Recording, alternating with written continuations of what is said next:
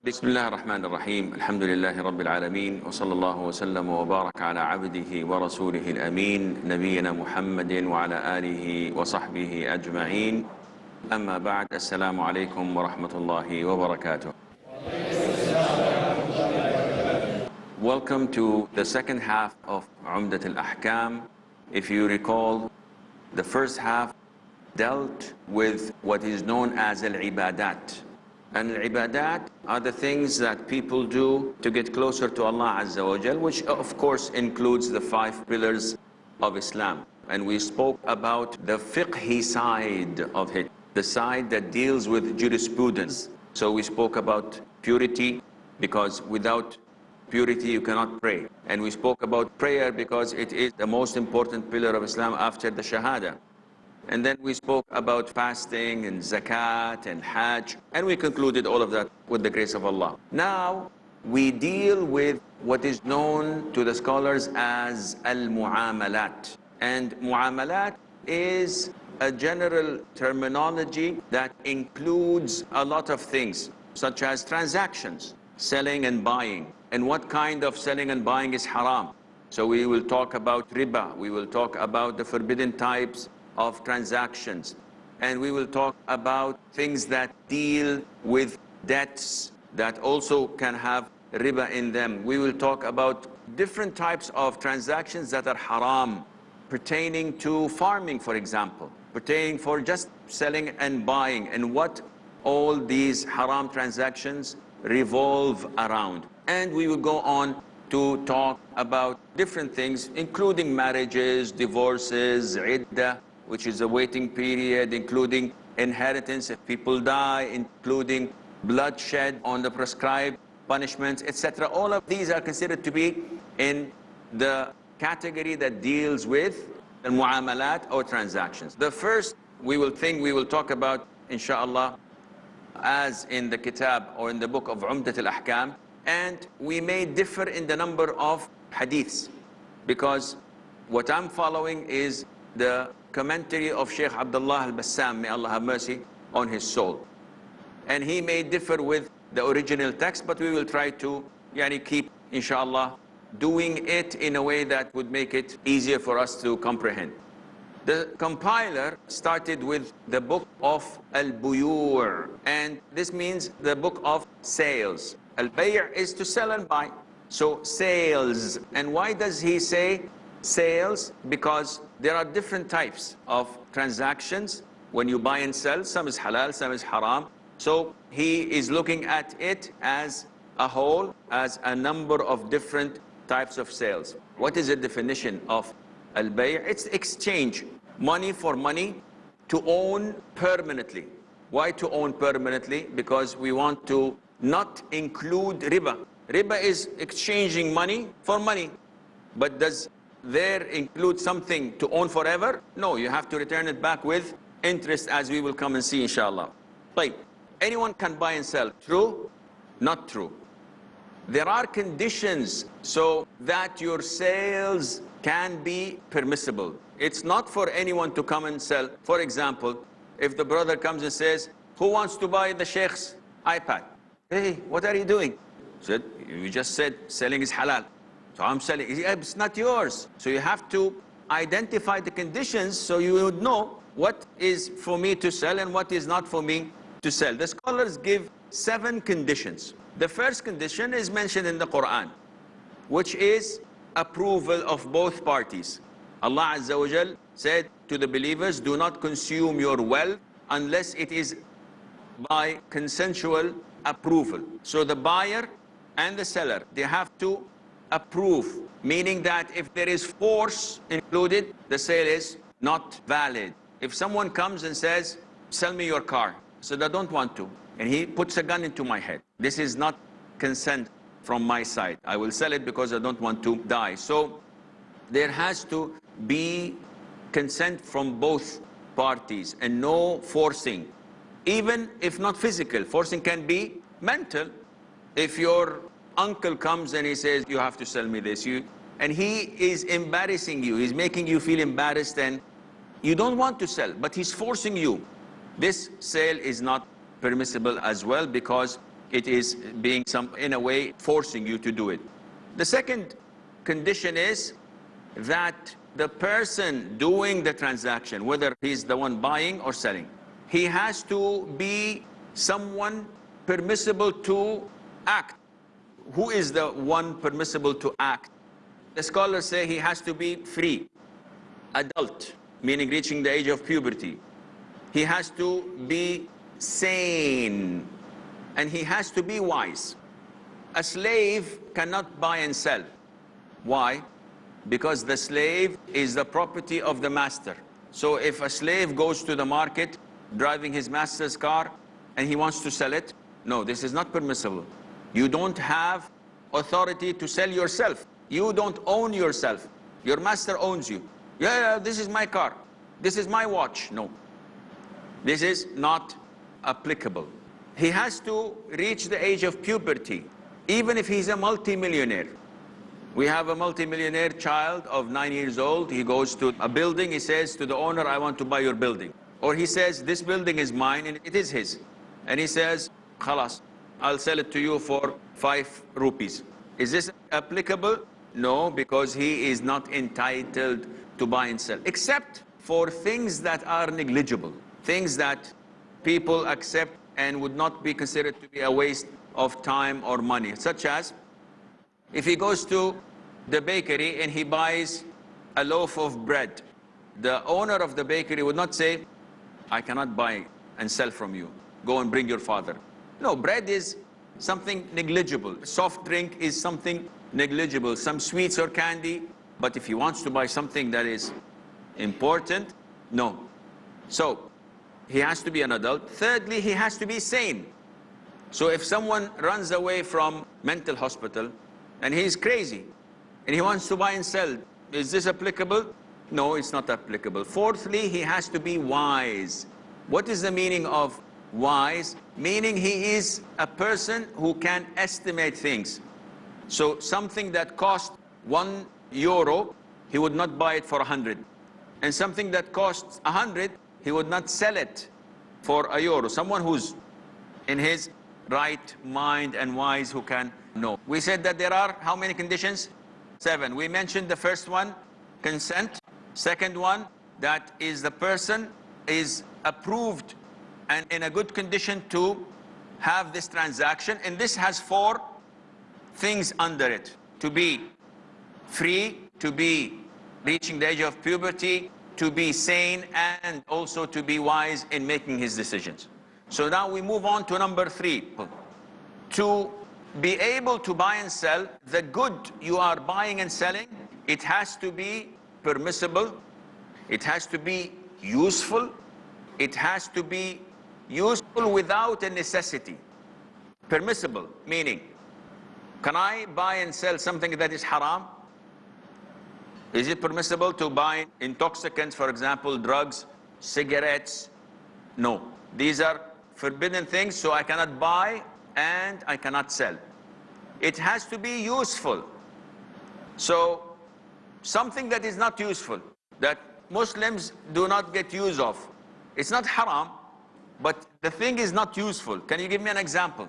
Something that is not useful, but it's not haram. I'll give you an example. Someone goes to another and says, oh, mashallah, you have lots of roaches in your house. They're dirty, but you have 100. How much will you send me 100 for? Who buy cockroaches? Is this haram? So I'm not saying it's haram. It is useless. There's no use for it. Therefore, it is not permissible for you to buy or to sell. And there are things that are useful, but only in necessity. So this is also not permissible to buy and sell. And the example that scholars give is for a dog. Is dog permissible to use in necessity or generally? Only in necessity. When? In hunting, in a shepherd dog for the herd, or in protecting and guarding a farm. So these are permissible, but is it permissible to buy and sell? The answer is no, as we will come inshallah to discuss later on. Fourthly, among the conditions that we have to discuss is that those who are doing the transactions have to be owners. because the brother cannot sell what he does not own. And we will elaborate, inshallah, after the break, so stay tuned.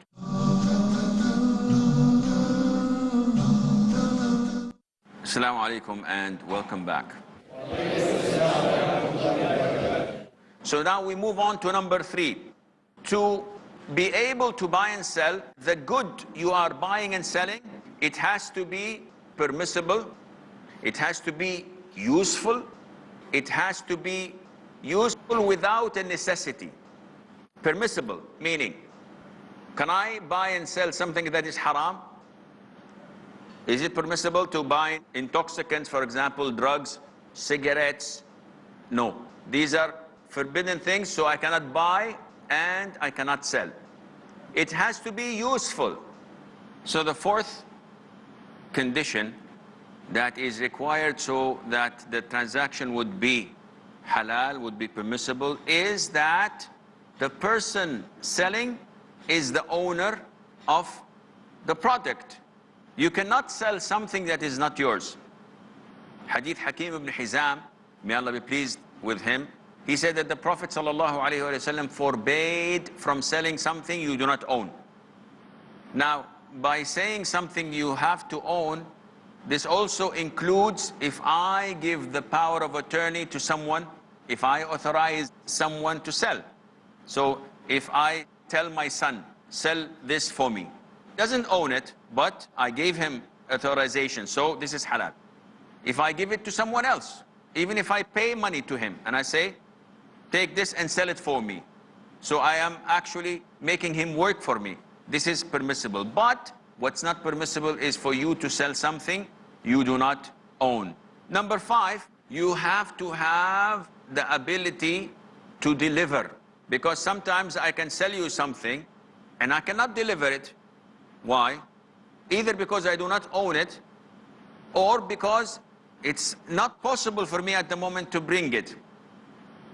For example, I'll sell you, who wants to buy the Eiffel Tower in Paris?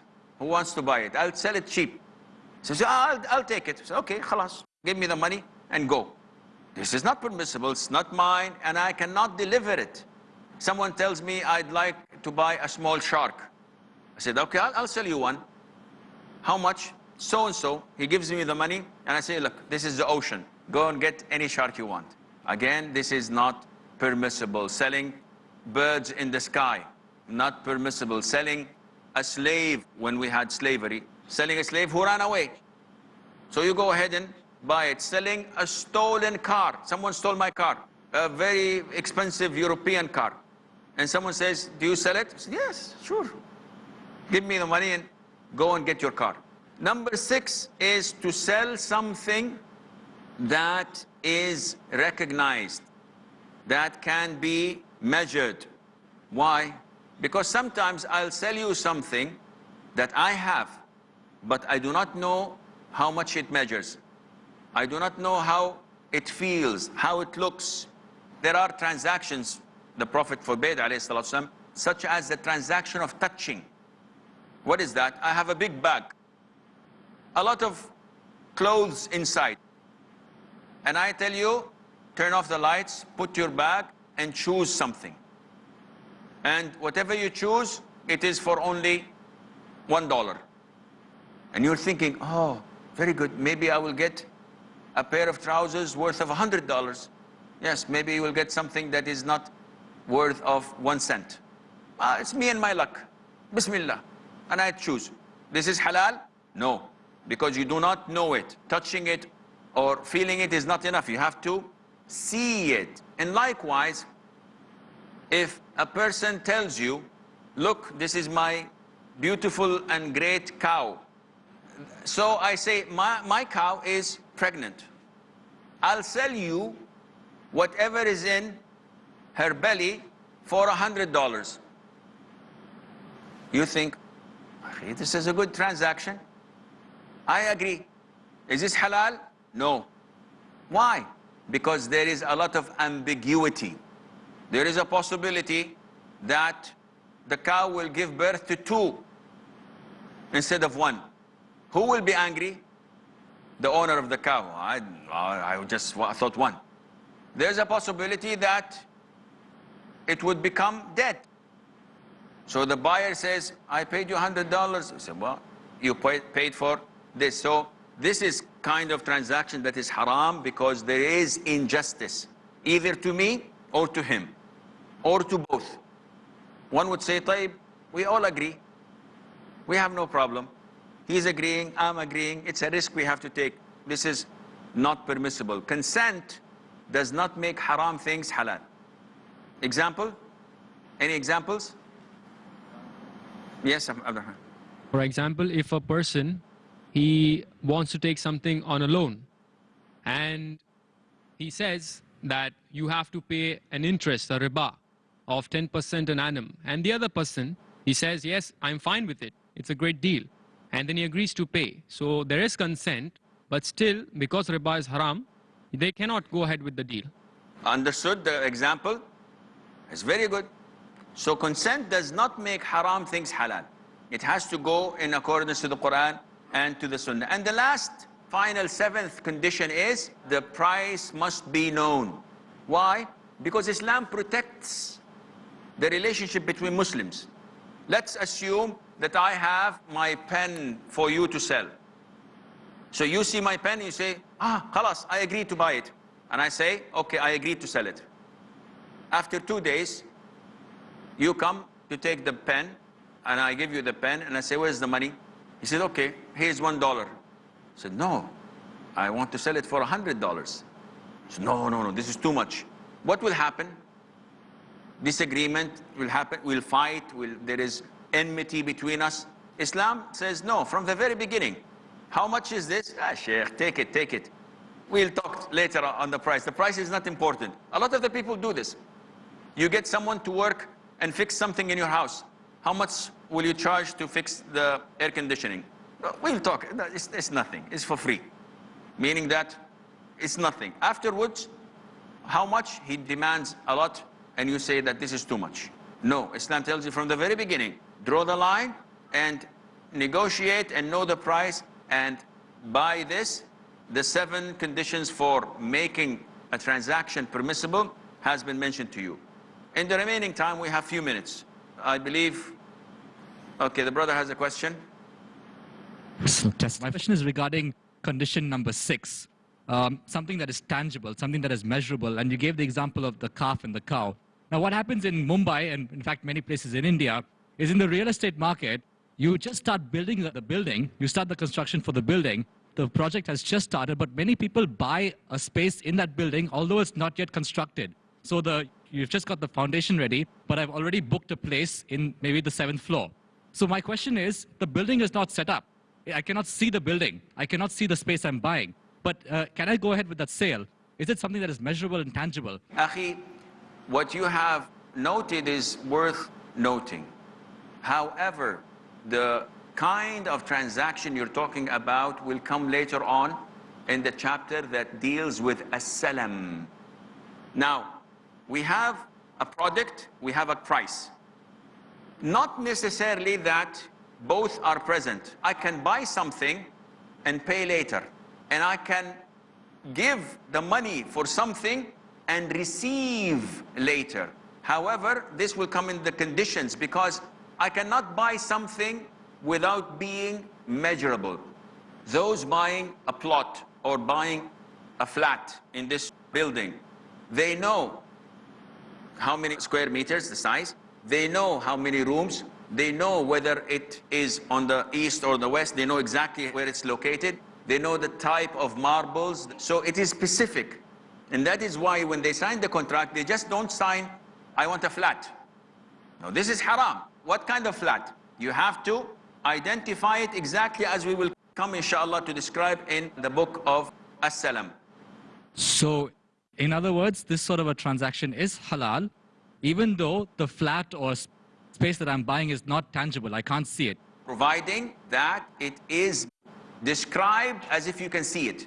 So if I go to a factory and I say to them, listen, this pen, I'd like you to make 1,000 of it, and here's the money in advance.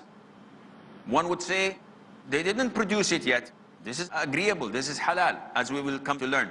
But if they produce 1,000 pens that are not identical to what we have agreed upon, it's not in the contract, it's different, then in this case, the sale is not acceptable. A last quick question. Anyone? The question is about the pirated softwares, applications, whether it be for Windows PC, Mac, Android or any. And most of the people don't purchase actually, because the purchase what is made is in the metro cities. But overall, most of the parts of the world, the softwares, applications, games are pirated. So what's the Islamic ruling on this? Islam honors intellectual property. And the Prophet said, alayhi salam, you will not believe until you love to your brothers what you love to yourself.